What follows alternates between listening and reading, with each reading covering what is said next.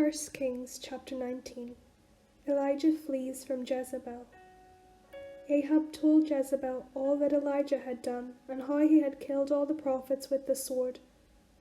Then Jezebel sent a messenger to Elijah, saying, "So may the gods do to me and more also, if I do not make your life like the life of one of them by this time tomorrow." Then he was afraid. He got up and fled for his life and came to Beersheba, which belongs to Judah. He left his servant there, but he himself went a day's journey into the wilderness and came and sat down under a solitary broom tree. He asked that he might die. "It is enough now, O Lord. Take away my life, for I am no better than my ancestors." Then he lay down under the broom tree and fell asleep.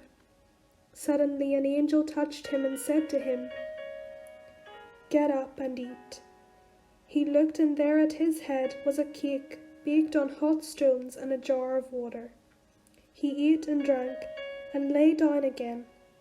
Then the angel of the Lord came a second time, touched him, and said, "Get up and eat, otherwise the journey will be too much for you."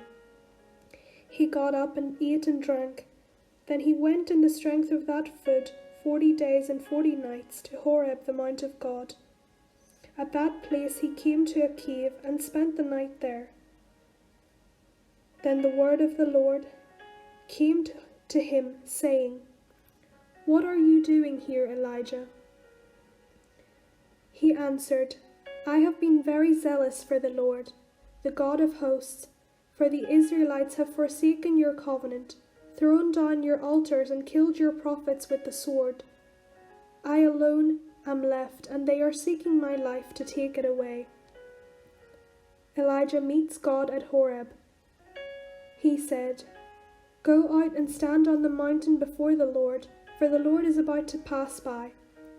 Now there was a great wind, so strong that it was splitting mountains and breaking rocks in pieces before the Lord, but the Lord was not in the wind. And after the wind an earthquake, but the Lord was not in the earthquake. And after the earthquake a fire, but the Lord was not in the fire. And after the fire a sound of sheer silence. When Elijah heard it, he wrapped his face in his mantle and went out and stood at the entrance of the cave. Then there came a voice to him that said, "What are you doing here, Elijah?" He answered, "I have been very zealous for the Lord, the God of hosts. For the Israelites have forsaken your covenant, thrown down your altars, and killed your prophets with the sword. I alone am left, and they are seeking my life to take it away." Then the Lord said to him, "Go, return on your way to the wilderness of Damascus.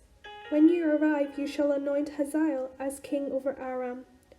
Also you shall anoint Jehu son of Nimshi as king over Israel. And you shall anoint Elisha son of Shaphat of Abmelohah as prophet in your place.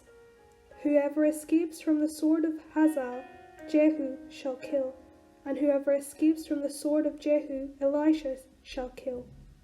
Yet I will leave 7,000 in Israel, all the knees that have not bowed to Baal, and every mouth that has not kissed him." Elisha becomes Elijah's disciple. So he set out from there and found Elisha son of Shaphat, who was plowing. There were 12 yoke of oxen ahead of him, and he was with the 12th. Elijah passed by him and threw his mantle over him. He left the oxen, ran after Elijah, and said, "Let me kiss my father and my mother, and then I will follow you." Then Elijah said to him, "Go back again, for what have I done to you?" He returned from following him, took the yoke of the oxen and slaughtered them. Using the equipment from the oxen, he boiled their flesh and gave it to the people, and they ate. Then he set out and followed Elijah and became his servant.